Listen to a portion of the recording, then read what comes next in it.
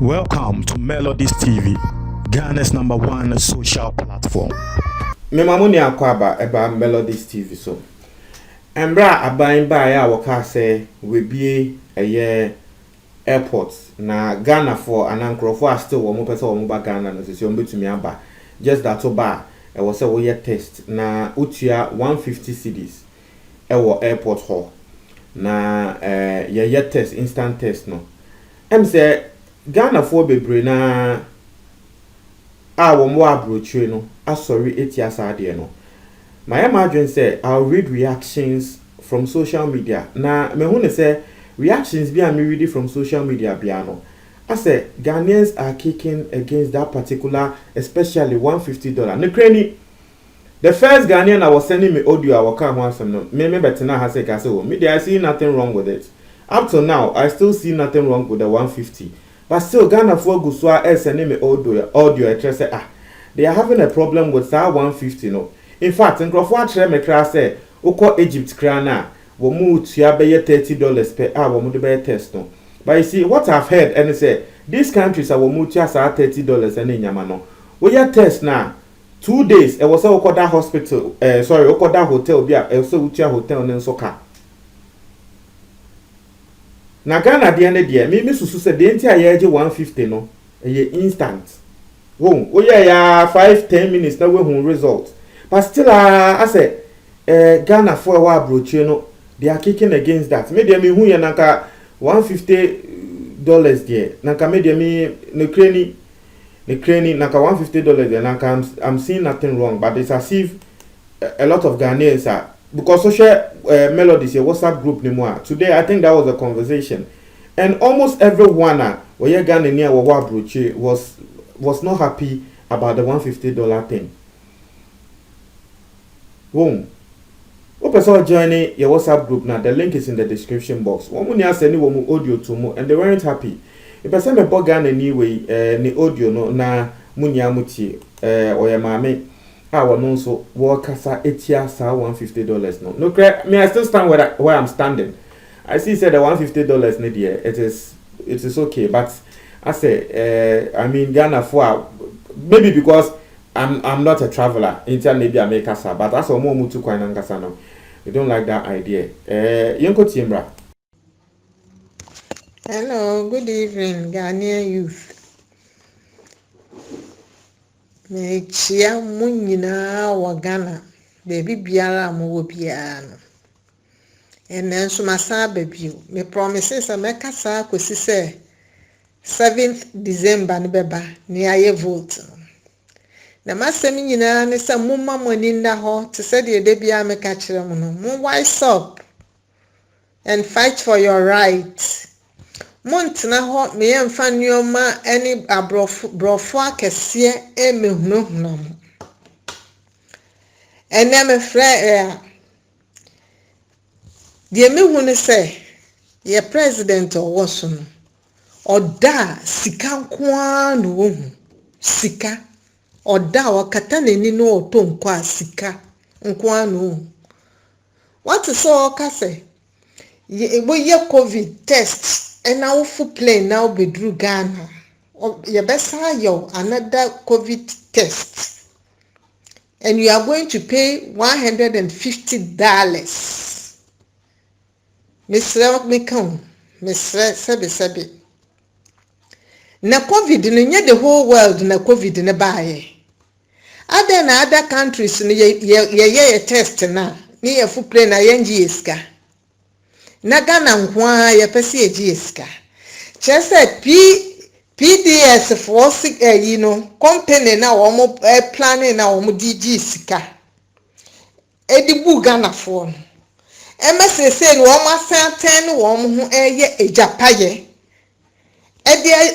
Sandie ebu Ghana for no enu covid test no so another plan another third organization bi no omo saye na mesra mekan wo mo ebekọ no ene ebekọ me age $150 no because me $150 no me wo bi pa enka me de befu easy jet me come mate easy jet plane na makọ ekura e bambo wo ho me kwanso amani beje enfuturo nso ni ho saa sika da wo mo gine se ye jimpo ne ye dia ye oman ni yi a Ghana man ni yi a nke ha na wenum saa group na wo mo ye PDS gayi na wo mo asa ye japa ye ne se wo mo asa plan another yi chese mu de sika nko all the time na Ghana fo mo mamoni na ho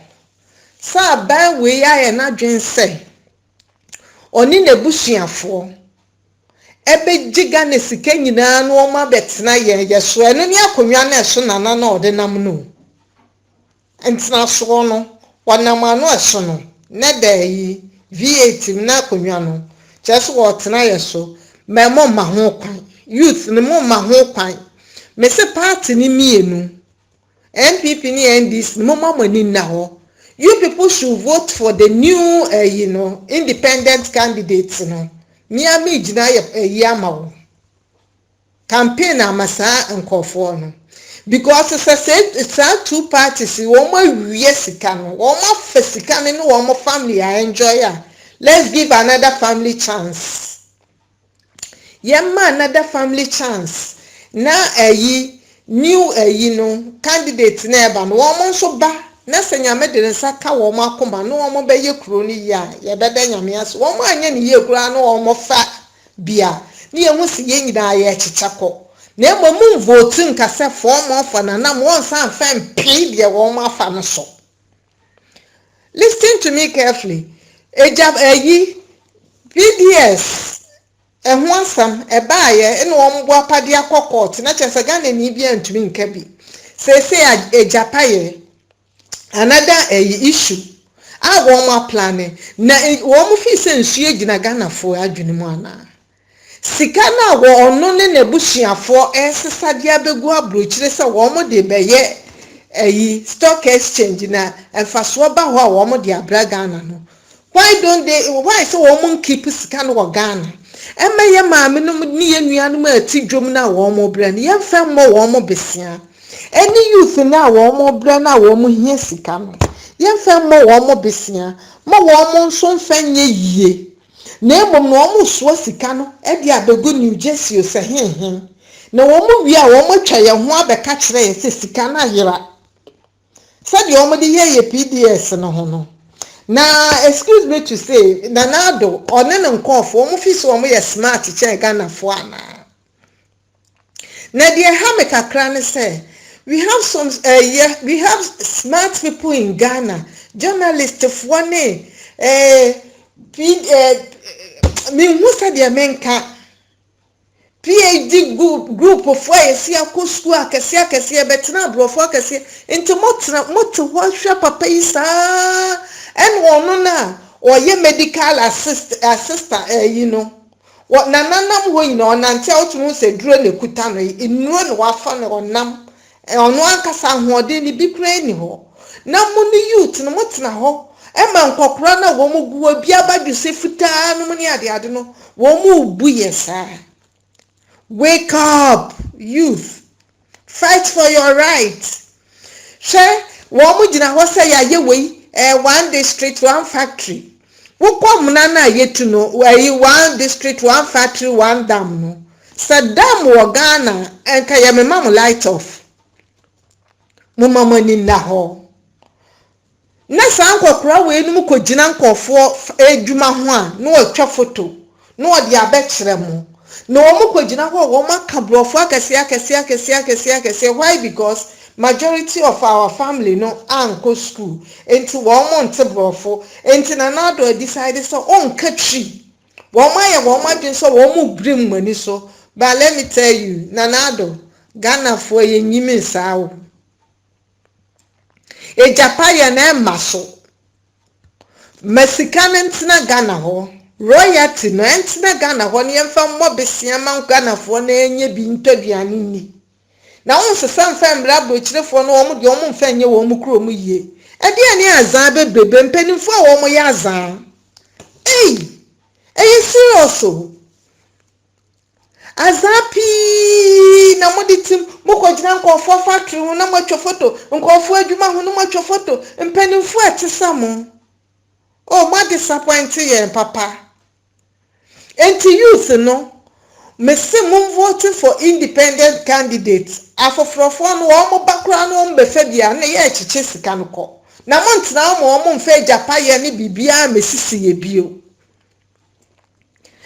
ye wo bibia na meka no de bia meka kire mo no Ghana fo nkwala asole ya ne tete nkofo nchen Lebanon explosion esi ho no enso no wo mo etumi fa Ghana ni akwala ade ne tena de wo de nchen ye wo bibia wo Ghana yem force say yem penimfo no be ye mani ye sa be ya ye ntu kwan bio na mo fa desert so mo bi meka nkire mo sa mo fa desert to anum Johnson Womo ayi no government ayi no beneficiaries ne mfe medi matem munsi abonten enka nkire na nado say no na nado commander factories wo wentumi anye ne ye wo so a wo de bes esa de besre ayi wo former ayi na say wan kasanso wani maguase wo ba na wa anye ne ye a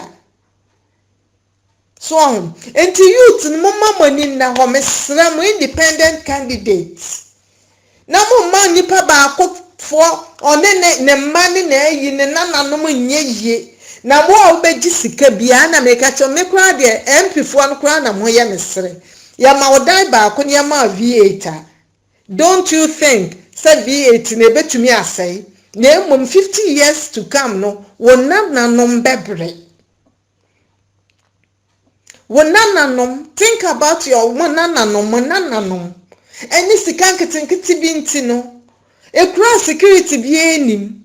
Hwe sana ya na modwen say individuals nkwa na bebre yo na meti ye CNDC MP ya bono ade sika atwitwa no fon ho. Am Roberts ne be ha individuals so. Na wo mo ha ye ni efe wo mo nye sika ni bi wa they will come to you people. More politicians no. Ya beba mo so na kwa na mo be hu say yes loko ye je so na nipa wu ye kum nipa kra ya nka ho hwe president ti krom ho no protection hwe wo mo manifesto ya wo maye normally obi president bia wo world manifesto adi odi kan ni security none of them all ka security ho asam na obetini abruwe bi 90 years no obi abono ni ekuni free ya nya bonhwe ya kwache won kra na police fo ya ma won sika kakra no mo agya wo ene de Chinese fo ya kwa robo Chinese yam robbers etimrika kwa Chinese chase Chinese de soja police fo atumi ache wo mo na emom takra de gas ne de ye ntumi ye che wo mo kra na ya se agya wo mo up till now aban so onka ho hwe JB dan kwawuo aban so onka ho hwe na so many enti youth no mama mani na ho na mum vote for new candidates mum vote ma weenum na election time so a no mo behwie anwea ne kota legu mu fie nenim se ya ye ka kwan amamo ka kwan ye mfa 3 days insio ye mfa 2 days enti ye sa ka kwan ne na wani gi a enu nti uko vote a endi 3 months kra na nsuo to ya na sa pepa epepa te say yi no na do promise say yi no covid-19 no obesi hospital ama Ghana for mummisa no emutu kra watumi esi oso osi 8 osa hen no emutu na mokwa kan wo say ye na mekura de no ne ho ya mesere kra ne baomia na minim sasa Muslims nso tumi shop Quran no edimtro papa penimu kama nice man I was edimtro so enti mama mani na ho ejapa no refuse it both sides ni no mani ni o mani nyina monje mo ade momba ebusua ba ko pemfa mu sika nyina mfa ma ne mma any nebusia namu the whole country namu nam ho form of anana talk to your parents. Mo ma minum na wo mo wodwom no wo mo nte brofo na se. Contract na nana sign they don't understand. Enti na no ano form of nana. So ho. Na we ya me ke minim say ye nuanom a wa brochire ni bi beba be di matem. Low minded people. One bad they will come and insult me. Because woman yet form of nana no. What's your brochure? No, be kind, and they been the basement, no money at the in the basement. And I'm okay. Mama gonna be a crime, you okay, but madam and nana no in our ha. But I'm pleading for you people because me who say any per gunsium near who are ho. Me who say I'm on them Libya near dear me to me soon. And so me baby any ho. Me nana be any ho. Enti wo mo enti asama sena wo mo etu kwan no sika nkwan no mbepe wo mo amepe enimdie bi no wo mo na eye form of nana what wo me asesa wo royalty say ye de group of bi mafias bi a group wo mo ho say ye was say ekoho na wo mo na listen to me wo mo cry fa he say 59% no dey 41% ama Ghana for wo mo fi se nsu agina yetiri mo ho ene ebinum ti abrochire support sa ankwase asam no wunjimi ya so ho wa bra nkofo bre wo fie nkofo de daka akwa ho ye betumi esisi tete no ne esi estate ma nkofo de man nkofo ye wo railway estate no mni ade crew compounds no mni ade Liberia for na ba ye nimpo no they were having their quarters railway quarters ye wo estate ye wo railway quarters ye wo crew compounds no mni ade mo ama hunu bi na mo tu kwan no woman they did atem rough no because they don't have any experience. And I broach hand crown or buy and obi bese wo be kwa wo mo stove so no de bia na nkwan ni stew where ni mu a odi fufuo out and cry wo mo nkobi enti the form of nana he's not thinking say was in kro na develop onim say e kro no wa capacity a e betumi develop more than Dubai.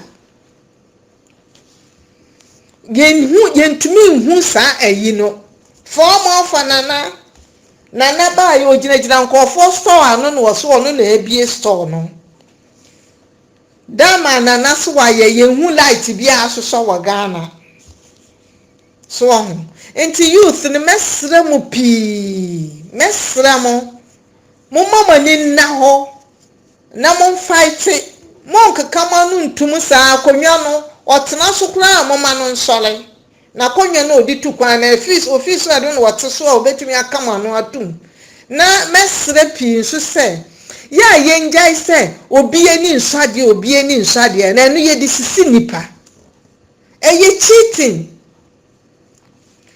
ya mama kwan ma manfo ankasa me abrewa like me Ghana me be ye me ma me ye ne manfo misika mabusuafo a wo mo simi mbo ade.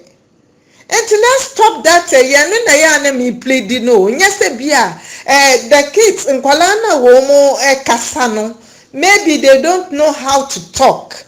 They need somebody to train them how to talk. They are calling for help. School eduane na womo suno.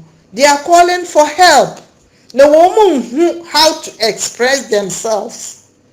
And the bia ma womo kasaboni so enti e woso obi ya asutie mankwala no kakra ni enja ese na mebono na yenyi na di wo school yesi when e wa right obi broni bi na to onwum wa ha e mankwala also who has the right emrewa na wo kokra na wo mu bewu no de wo mo right and answer those who are coming and emrewa na dia kokra si president enemre mu internet 21 century so obi asene ko fast na akokoro wotu ne nan ba ko awabre me na ante kakra bi amabre yese Umwade. Let's stop that. You near me, you didn't know. Mestre P. Mestre. So, until Mama, yan fight for nation, no. Now, Kwalana, yan more, yan push you on. Na yen tie won. Akola bi kasa, ebi a year binti na ode ka asam ne nyese bi opeso odi atem anase bibisa. Yenya time ni entie won. Abrochira ha akola enti no bibisi a yetumi chi akola na de no kwahye one room because wo mu sa akola na no kura fi nanum. Akola de ontwa ntro de fi nanum mu ban na ye no kura. Enti those who are talking wo mu de fi wo mu no wo mo ka. Enye ntro no wo mu di. But yan ye person wo mu di ntro. Enti ne ye force on say na wo mu ade na mo mu won na school fo na e kasa na de enu enti ne ye repu won kra wo mu ntube nka. Please. Mesre sabi Ghana for mama money na ho. Me ni dudu obi ameka. Some de mesra ne say youth mum vote na de airport enye kra $150 airport mo ehirifa. Ye de be full plane akọ different countries ho no na me ke be boy ho ban enwia na yi netie bia so eni ho net kokko oni ho. Enti eno anu no me de youth da na me sra me se me koso akasa akosi se mo betie na mo vote mo make good vote. Nyame nka obia ho me da mo nyina ase bye bye.